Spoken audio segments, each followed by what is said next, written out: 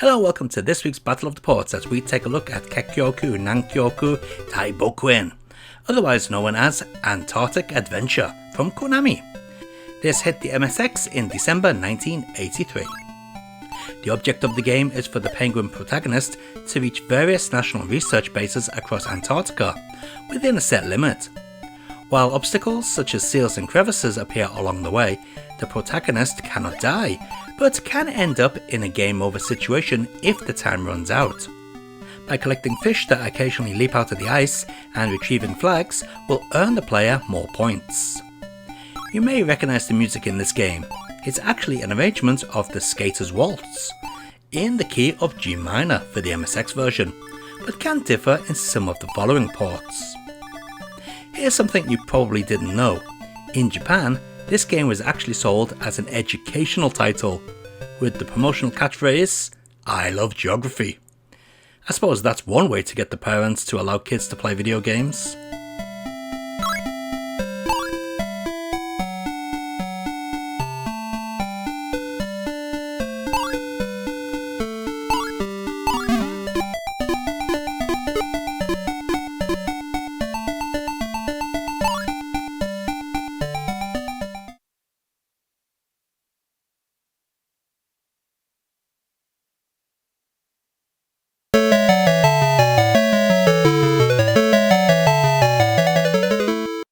The very first port actually came to the US ColecoVision system in 1984, and it is basically the MSX version, but with a little bit slowdown. This is no surprise though, as the ColecoVision and MSX are very similar bits of hardware.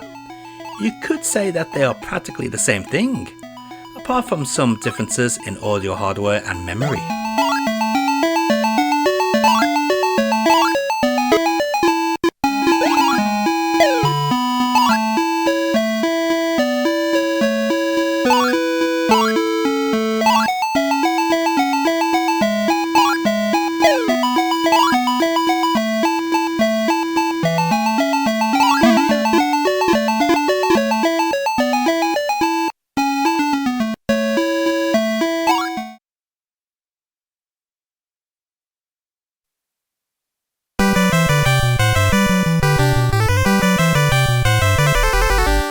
April 22nd, 1985 saw the second port of Antarctica Adventure, but this time to a Japanese system, the Famicom.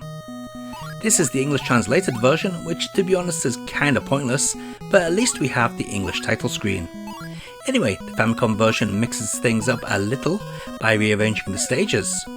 No longer do you get Australia twice in a row, also there is now a helicopter hat that allows you to fly for a second to avoid dropping down into a pit. Each stage also has different coloured flags and fish for some point variation. As for how it plays, well, very good I'd say, just as fluid as the original.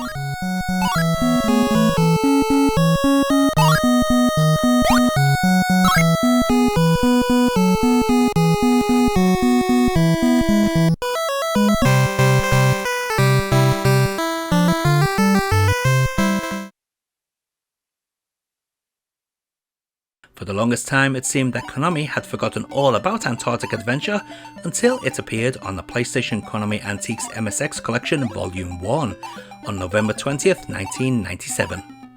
I thought this would be MSX emulation, but I'm thinking it's not, as there are differences.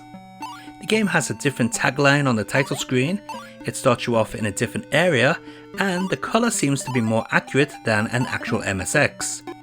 So yeah, this is an original port, it would seem, and the perfect one at that.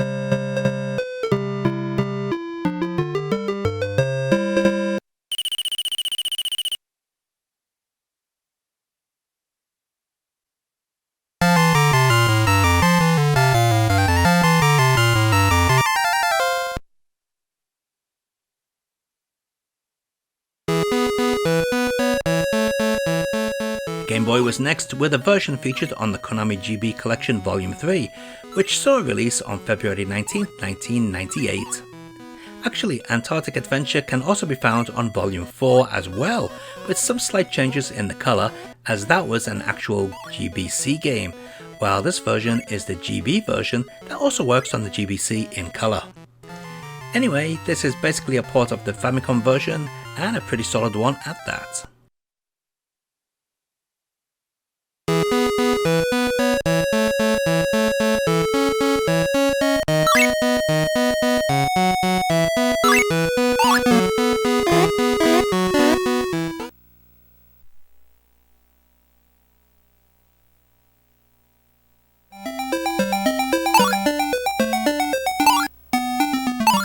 Not to be left out, the Saturn also gets Antarctic Adventure, but this time on the Konami Antiques MSX Collection Ultra Pack.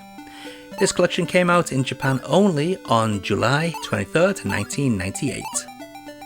Just like the PlayStation version, this is an alternative version of the MSX original.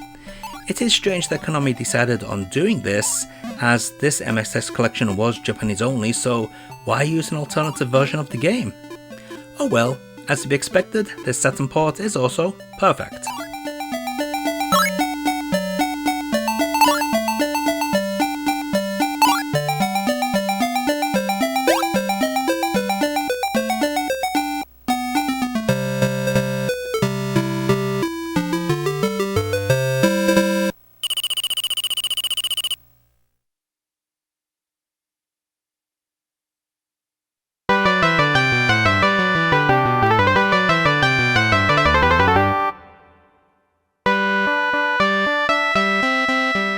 Finally, we end with the Java mobile versions, or at least one of them. In Japan, this game was released on a variety of services, such as iMode, EasyWeb and JSky services. However, like a vast majority of Japanese mobile phone games, those are lost to time. This is a Chinese variant. Now, I can't say if this is the same as the version released in Japan. There's a possibility it is, but also that it isn't. What is certain though is that this version is incredibly dull. It's super easy and even manages to look worse than the original MSX version. Not a fun time.